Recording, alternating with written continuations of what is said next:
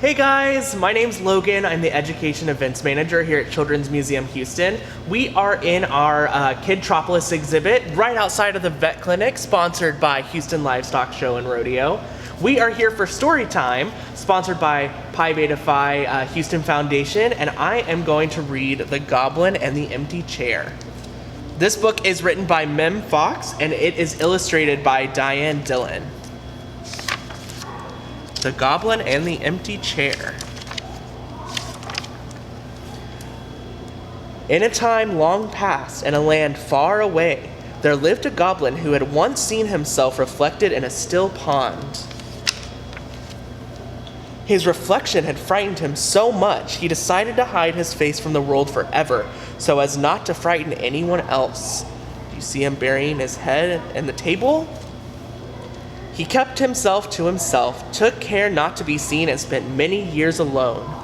There he is. He's put a scarf over his face so nobody can see his face. But one day, the goblin happened to see a farmer's sigh, set down his tools, and bury his head in his hands. That night, the goblin went to work. He dug where digging was needed. He chopped where chopping was needed.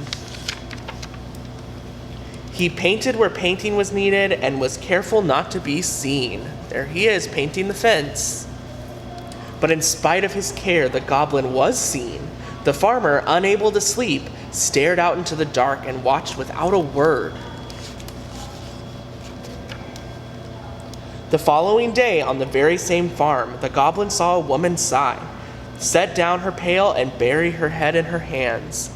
That night, the goblin went to work. He watered where watering was needed. He planted where planting was needed.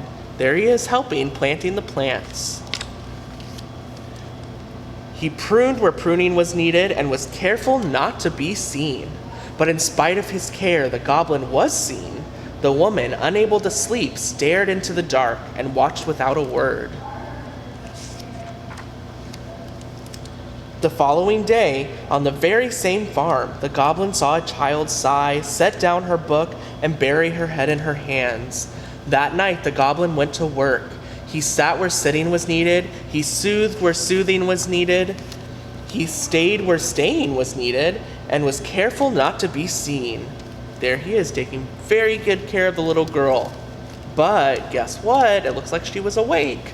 In spite of his care, the goblin was seen. The child woke, kept very still, and watched without a word.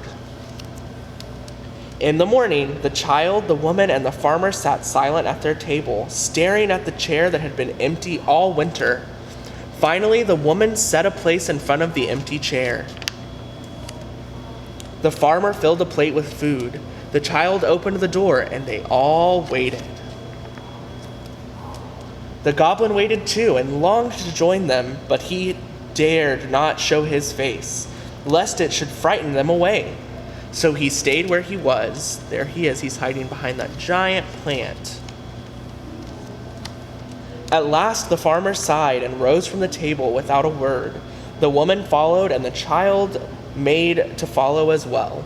"Wait," said the goblin, "wait." So the farmer and the woman and the child sat down again, and the goblin came and sat in the empty chair. They looked at one another and smiled.